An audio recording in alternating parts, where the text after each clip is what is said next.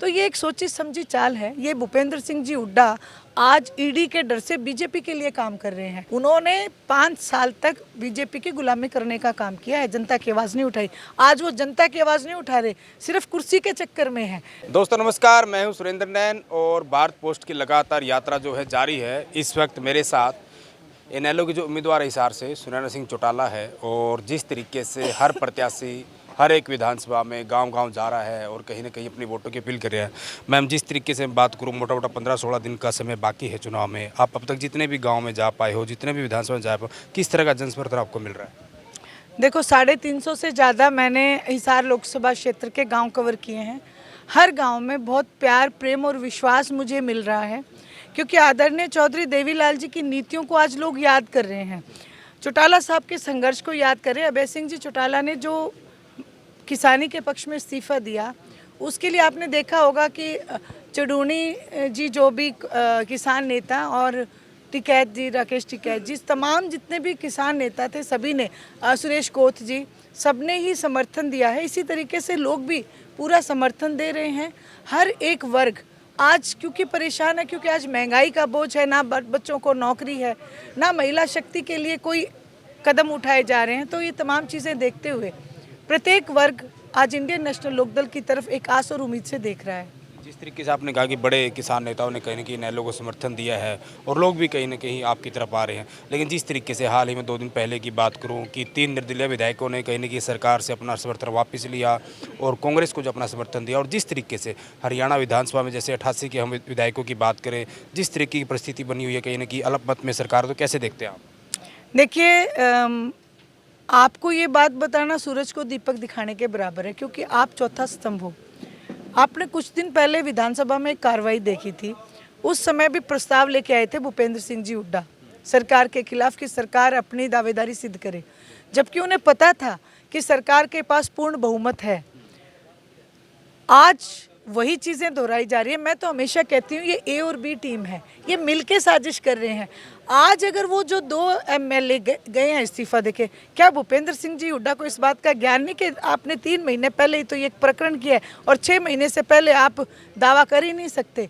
तो ये एक सोची समझी चाल है। ये भूपेंद्र सिंह जी हुड्डा आज ईडी के डर से बीजेपी के लिए काम कर रहे हैं, और ये सिर्फ दिखा ये रहे हैं कि कांग्रेस में 2 नेता आ गए या कांग्रेस से 2 नेता चले गए, कोई फर्क नहीं है। ए और बी टीम है। जनता समझ चुकी है इनकी मंशा, क्योंकि जिन 13 महीने तक काले कानूनों की लड़ाई जनता ने लड़ी है, उनको लिखने वाली कांग्रेस है और उनको लागू करने वाली बीजेपी है। आज जनता जनार्दन दोनों से ही विमुख है। इंडियन नेशनल लोकदल को पूर्ण बहुमत से लोग सत्ता में लाना चाहते हैं। जिस तरीके से आपने बीजेपी को कहीं ना कहीं और कांग्रेस को ए और बी टीम का कहीं ना कहीं करार दिया, बताया, मैं जेजेपी की बात करूं, दुष्यंत चौटाला ने जो राज्यपाल को पत्र भी लिखा है, कहीं ना कहीं मांग की है कि जेजेपी का समर्थन जो है सरकार के साथ नहीं है, और 3 निर्दलीय जो है वो भी जा चुके हैं, तो राज्यपाल से मांग की कि फिर से विधानसभा फ्लोर टेस्ट कराया जाए। इनेलो का क्या स्टैंड है? इंडियन नेशनल लोकदल जनता के साथ है, उनका पैचअप जनता के साथ है। जहाँ तक आपने दुष्यंत जी की बात की, तो क्या आप उनको बीजेपी से अलग मानते हो? उन्होंने 5 साल तक बीजेपी की गुलामी करने का काम किया है, जनता की आवाज़ नहीं उठाई। आज वो जनता की आवाज़ नहीं उठा रहे, सिर्फ कुर्सी के चक्कर में है। चाहे बीजेपी हो, चाहे जेजेपी हो, चाहे कांग्रेस हो, ये जो नेता हैं ये अपनी अपनी कुर्सी की लड़ाई लड़ रहे हैं। केवल अभय सिंह जी चौटाला ही एक ऐसे नेता है जो जनता की लड़ाई लड़ रहे हैं। चाहे गांव की गलियों से लेके शहर की सड़कों से लेके विधानसभा तक का आप रिकॉर्ड उठा के देखो, अभय सिंह जी चौटाला ही एक ऐसे नेता है जो जनता की लड़ाई लड़ रहे हैं। मैं आपके अलावा बाकी उम्मीदवारों की बात करूं, वो भी कहीं न कहीं जनता के बीच जा रहे हैं, लोगों से वोटों की अपील कर रहे हैं, कहीं न कहीं अपना जो उनका ड्रीम प्रोजेक्ट है वो कहीं न कहीं लोगों के बीच रख रहे हैं कि अगर हमें मौका मिलता है तो हम ये काम हिसार के लिए कराएंगे। लेकिन सुनैना सिंह चौटाला लोगों को क्या कहना चाहेंगी कि अगर हिसार की जनता आपको कहीं न कहीं संसद भेजने का काम करती है, तो हिसार के लिए आपकी क्या कुछ प्राथमिकताएँ रहेंगी? देखिए, मैं तो पूरे मेरे हिसार लोकसभा क्षेत्र वासियों से प्रार्थना करती हूँ कि बड़बोली मैं नहीं हूँ, मेरा काम बोलेगा। और वहीं जो सबसे बड़ी बात है, सबसे पहला सवाल है, ये जो इन्होंने झूठ की दुकान खोली है ना, ये कहते हैं कि हमने इंटरनेशनल एयरपोर्ट लगा रखा है, इसकी पोल खोलूँगी और जो रास्ते इन्होंने इस नाम पे बंद किए उन रास्तों को खुलवाने का काम करेंगे। ये केवल रास्ता इसीलिए घुमाया गया क्योंकि भूमि घोटाला हुआ है बहुत बड़ा, उस घोटाले को उजागर करेंगे। वहीं आज हमारे गाँव में ना तो अस्पतालों में डॉक्टर हैं, ना स्कूलों में मास्टर हैं, इनकी भरपाई हम करके देंगे।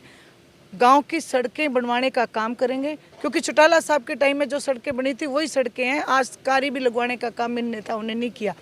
और महिला शक्ति के लिए मैं ये बहुत सारी ऐसी ग्रांट हैं जो महिलाओं के लिए आती हैं, वो महिलाओं तक पहुंचती नहीं है। मैं सभी जो है महिलाओं के लिए जितने भी कार्य हैं वो करने का काम करूंगी। सबसे बड़ी बात है, गाँव में पीने का पानी भी नहीं है, इसलिए इन तमाम चीज़ों का हम बंदोबस्त करेंगे।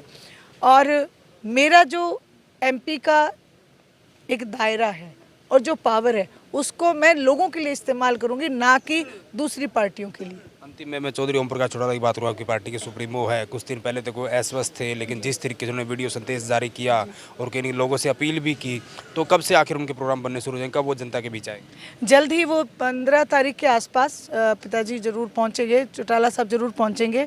हर गांव में जाने का वो उनकी तो एक मंशा रहती है। हम लोग ये कह देते हैं कि आपको कहीं आप उनको कोई दिक्कत ना आ जाए, लेकिन वो इस चीज़ के लिए लोह पुरुष हैं, जो कि आज मैं मानती हूँ उनसे बहुत प्रेरणा मिलती है, हमें भी उन्हीं से प्रेरणा मिलती है। शुक्रिया मैम बातचीत के लिए। तो ये थी इनेलो के उम्मीदवार सुनैना सिंह चौटाला। उन्होंने अपना विजन कहीं न कहीं लोगों के सामने रखा है, और अगर हिसार की जनता इनको मौका देती है तो सुनैना सिंह चौटाला आखिर हिसार के लोगों के लिए क्या कुछ करवाएगी, वो भी ने सारी की सारी बातें बताई। और जहाँ तक हरियाणा विधानसभा की बात करें कि जिस तरीके से निर्दलीय विधायकों ने अपना समर्थन वापस लिया, कांग्रेस को दिया, और उसके बाद जो भी कहीं न कहीं हरियाणा विधानसभा में परिस्थिति बनी हुई है, उसको लेकर इनेलो का स्टैंड क्या है वो भी बताया। लेकिन आखिर आपको क्या लगता है, क्योंकि इतने सारे कैंडिडेट जो हैं वो मैदान में हैं, हिसार से इस बार किसको आखिर जनता संसद भेजने वाली है, और इस बार आखिर हिसार का सांसद कौन बनने वाला है, कमेंट करके अपनी प्रतिक्रिया जरूर दें।